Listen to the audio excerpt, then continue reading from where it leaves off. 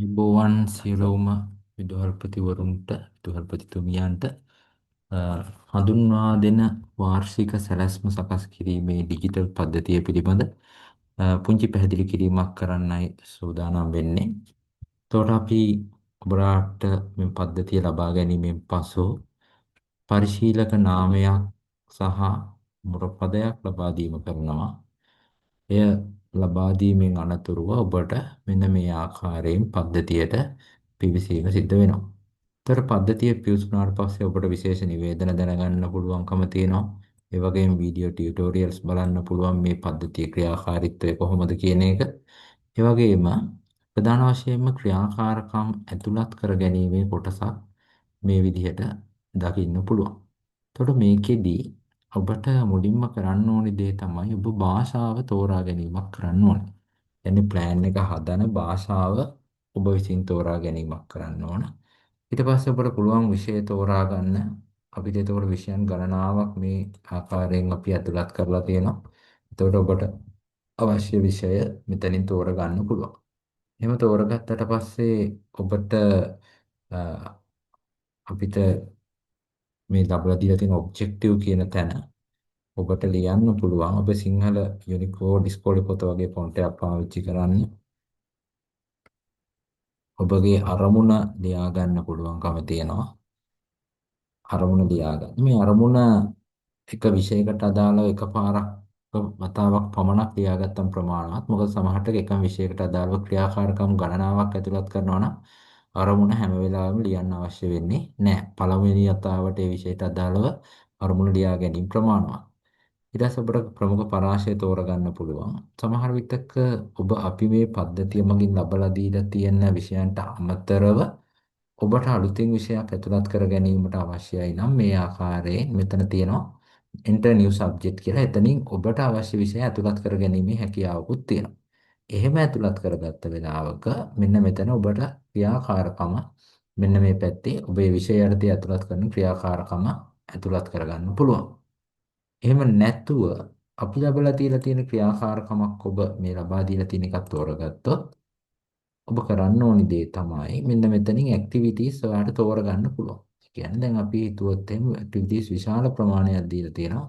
එතකොට මෙන්න මේ ආකාරයෙන් ඇක්ටිවිටි එක තෝරගත්තට පස්සේ මේකේ තියෙන සුවිශේෂීතාවය තමයි මේ විෂයට අදාළ වෙන අවුට්කම් එක, අවුට්කම් KPI, අවුට්පුට් එක, අවුට්පුට් ඉන්ඩිකේටර් එක කියන දේවල් සියල්ල ඔටෝ ලෝඩ් වීමක් සිද්ධ වෙනවා.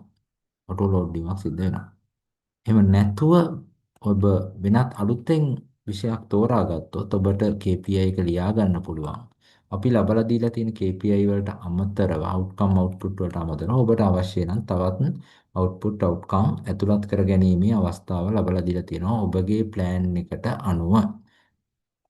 ඊළඟට අපිට එන්න පුළුවන්කම තියෙනවා output outcome auto load වුණාට පස්සේ තිරසාර සංවර්ධන අරමුණ තෝරා ගන්න පුළුවන්. අපි හිතුවොත් එහෙම ගණිත වැඩසටහන් තුනක් කරනවා. එකකට රුපියල් 10000යි කියලා හිතුවොත්.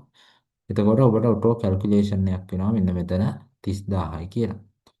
ඊට පස්සේ අපිට පුළුවන්කම තියෙනවා මේක සබ් හෙඩින් එකක් ප්‍රෝග්‍රෑම් සංවර්ධන වැඩසටහනක්ද ධාරිතා සංවර්ධනද නඩත්තු ඉදි කිරීමද කියන එක තෝරගන්න. ඒ යටතේ ඔබට මේක වියදම් කරන්න බලාපොරොත්තු වෙන වැය ශීර්ෂය REX 3ද 2ද ඒ ආකාරයෙන් තෝරගන්න පුළුවන්. 3.1 3.4 ආදී වශයෙන් තියෙනවා. ඔබට අවශ්‍ය එක තෝරගන්න පුළුවන්. මූල්‍ය ප්‍රභවය තෝරා ගැනීමක් කරන්න ඕනේ ඊට පස්සේ. ඔබ දන්නවා S1 සිට S10 දක්වා මූල්‍ය ප්‍රභවයන් තියෙනවා. අපි S8 කියන එක හැදෙන විදිහ ඔබ හොඳින්ම දන්නවා. සාමාන්‍යයෙන් වෙන්නේ පාසලේ ඉන්න පවුල් ප්‍රමාණය සාමාන්‍යයෙන් අපි රුපියල් 600කින් ගුණ කරනවා. රුපියල් 50 600ත් අතර මුදලක් මේ සඳහා ඔබට අය කිරීමේ හැකියාව තියෙනවා. මම මෙතන ඇතුළත් කරලා තිනවා පවුල් 750ක් රුපියල් 600 බැගින්. එතකොට මෙන්න මෙතන මුදල ලැබිලා තියෙනවා. දැනට මේ මුදලෙන් කොච්චර S8 යටතේ යොදාගෙන තියෙනවද කියන එක ගියාට පස්සේ ඉතුරු වෙන ප්‍රමාණය කියන්නේ 4,50,000න් 3,60,000ක් තව ඉතුරු වෙලා තියෙනවා කියන එක මෙතන පෙන්නනවා. මම දැන් මේ වැඩසටහනත් ඇතුළත් කරපුවාම රුපියල් 30,000ක් අඩු වෙලා ඔබට මේ S8 යටතේ මෙතන පෙන්වන්න ඕන. ඒක ඔබට වඩා පහසුවක් මැනුවල් ක්‍රමයට නැත්නම් අතින් ගණනය කරනවට වඩා ඔටෝ කැල්කියුලේෂන් එකක් සිද්ධ වෙන එක. මෙතෙන්ට අපිට මොනවා හරි ඇතුළත් කරගන්න පුළුවන් අපි මේක පෙන්වන්නේ මොන වගේද කියන මේ කාර්ය සාධනය. වගකීම කාටද කියන එක ලබා දෙන්නත් පුළුවන්. මේ විදිහට ලබා දෙන්න පුළුවන්. ඊට පස්සේ අපි මේ වැඩසටහන කරන මාස ටික අපිට ඇතුළත් කරගන්න පුළුවන්. ඊට පස්සේ අපිට තියෙන්නේ මේක සේව් කරගන්න. එහෙම සේව් කරගන්නකොට මෙන්න බලන්න 3,60,000ක් තිබුණ එක 3,30,000යි කියලා ඔටෝ අඩු වෙලා තියෙනවා. ඒ වගේම ඇක්ටිවිටි එක සේව් වුණා කියලා පෙන්නනවා. දැන් අපිට එතකොට ඔබ ඇතුළත් කරගත්ත ඇක්ටිවිටීස් ඔක්කොම මේ ආකාරයෙන් පහලින් දකින්න පුළුවන්කම තියෙනවා. එතකොට මෙන්න මේ අවශ්‍ය නම් එඩිට් කර ගැනීමක් කරන්න පුළුවන්. ඒ වගේමයි තව කිව යුතු දෙයක් තියෙනවා. ඔබ ෆයිනෑන්සියල් සෝස් එක යම් අවස්ථාවකදී S10 කියන එක තෝරගත්තොත් ඔබ දන්නවා S10 යටතේ මුදල් ඇතුළත් එකතු කරන්න පුළුවන් ශේෂ්ත්‍ර තියෙනවා. එතකොට S10 යටතේ මුදල් ලබාගත හැකි දේවල් ටික මෙතනින් පෙන්නනවා. ඒන් එකක් ඔබ අනිවාර්යෙන් තෝරාගත යුතුයි. දවස් 10 යටතේ මුදල් එකතු කරනවා නම් විදුලි බිලට වෙන්න පුළුවන් අන්තර්ජාල වෙන්න පුළුවන් අත්‍යවශ්‍ය දේවල් වෙන්න පුළුවන් සනීප ආරක්ෂාව වෙන්න පුළුවන් ආරක්ෂාව ඒ ආදි වශයෙන් ඔබට තෝරා ගැනීමේ හැකියාව තිබෙනවා. දැන් අපි මේකේ වාර්තා ටික ලබා ගැනීම ගැන හිතුවත් අපේ ප්‍රධානම වාර්තාව තමයි අපි මේ ප්ලෑන් එක අපිට මේ ආකාරයෙන් ඩවුන්ලෝඩ් කරගන්න පුළුවන්. ඔබට පේනවා එතකොට ප්‍රමුඛ පරාස අනුව දැනට ඇතුළත් කරලා තියෙන විෂයන් ඒ වගේ අරමුණු ඒ වගේම KPI output outcome ඒ සියලු දේවල් ටික මෙතන ඔබට මේ ආකාරයෙන් බලා ගන්න පුළුවන්කම තියෙනවා ඔබ දැනට ඇතුළත් කරලා තියෙන දේවල් වෙනම settings හදන්න අවශ්‍ය නැහැ ටයිප් කරන්න අවශ්‍ය නැහැ report එක ඔටෝ ඩවුන්ලෝඩ් කරගැනීමේ හැකියාව තියෙනවා ඒ වගේමයි අපිට මෙතන තව report එකක් මෙන්න මෙවැනි report එකක් අපිට අවශ්‍ය වෙනවා වාර්ෂික සැලැස්මට මෙම වාර්තාවත් අපිට ස්වයංක්‍රීයව ලබා ගැනීමේ හැකියාව තියෙනවා. ඒ වගේම අපිට ෆයිනෑන්සියල් රිපෝට් එකක් ලබා ගන්න පුළුවන් මේ ආකාරයෙන්. මෙතන මේ S10 යටතේ අය කරන මුළු මුදල ශිෂ්‍යයන් ගානින් බෙදලා අපිට මේ වශයෙන් එක් ශිෂ්‍යයෙක්ගෙන් අය කළ යුතු මුදල මේ ආකාරයෙන් ස්වයංක්‍රීයව ලබා ගැනීමේ හැකියාව තියෙනවා. ඒ වගේම මාස වශයෙන් අපිට ජනවාරි මාසයේ ක්‍රියාත්මක කළ යුතු ක්‍රියාකාරකම් මොනවද වෙන්කොට දක්වනවා පෙබරවාරි මාසයේ නියමිත ක්‍රියාකාරකම් වෙන්කොට දක්වනවා මාර්තු අප්‍රේල් මැයි ආදී වශයෙන් සෑම මාසයකටම අදාළ ක්‍රියාකාරකම් වෙන වශයෙන් දැක්වීමක් කරනවා ඒ වගේමයි ප්‍රමුඛ පරාස අනුවත් අපිට එක එක පරාසයෙන් සැලසුම් කරලා තියෙන ක්‍රියාකාරකම් වලට අදාළව කොපමණ මුදලක් වැය වෙනවාද කියන එක ප්‍රමුඛ පරාස වශයෙන් උත් ලබා ගැනීමේ හැකියාවක් තිබෙනවා. ඒ වගේමයි S10ට අදාළව වාර්තාවක් අපිට ලබා ගැනීමේ හැකියාවක් තියෙනවා. S10 යටතේ අපි මොනවටද මුදල් වියදම් කරන්න කියන එක.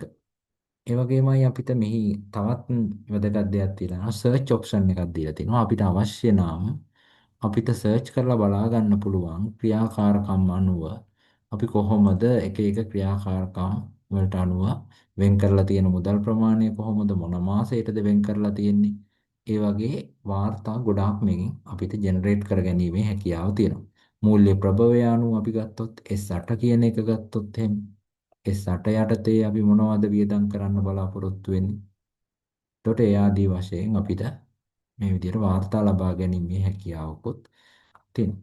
ඒ වගේමයි දැන් අපිට පුළුවන්කම තියෙනවා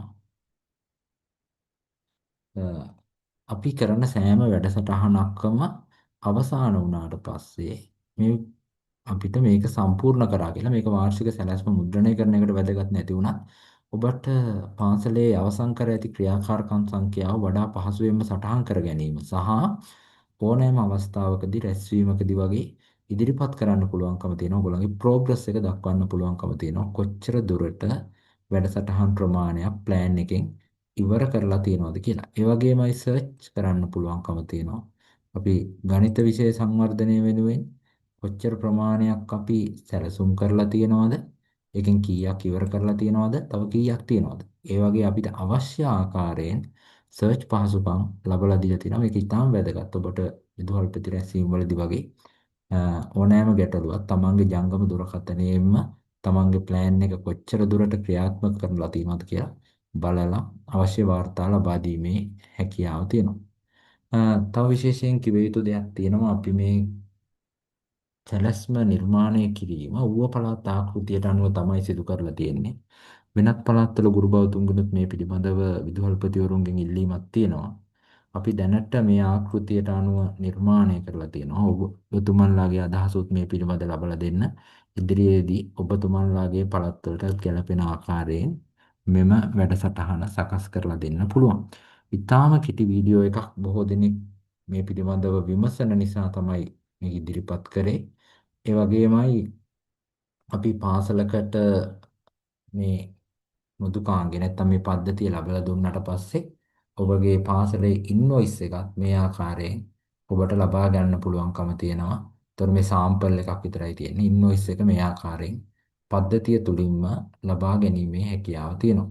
ඉතින් මූලිකම දේවල් විදිහට මේ ටික තමයි අපිට සාකච්ඡා කරන්න තියෙන්නේ. තව පද්ධතියට සම්බන්ධ වෙලා කටයුතු කරනවා නම් ඔබට බොහෝ දේවල් ආරම්භක ශේෂයේදීම කොහොමද ප්ලෑන් එක මූලික දේවල් ටික සකස් කරගන්නේ වගේ කියන මේ දේවල් ටික ගැන කතා කරන්න ඕන. අපි මූලිකම හැඳින්වීමක් තමයි මේ වීඩියෝ එකෙන් අපි කරන්න උත්සාහ කරේ. එහෙනම් මේ හා සම්බන්ධ වුණාට මේ වීඩියෝ එක අවසන් වෙනකම් බලන්න. විදුහල්පති වරුනි ඔබගේ අදහස් දක්වන්න මේ පිළිබඳව. එහෙනම් මේ වීඩියෝ එක බැලුවට සියලු දෙනාටම බෙහෙවින්ම ස්තුතියි.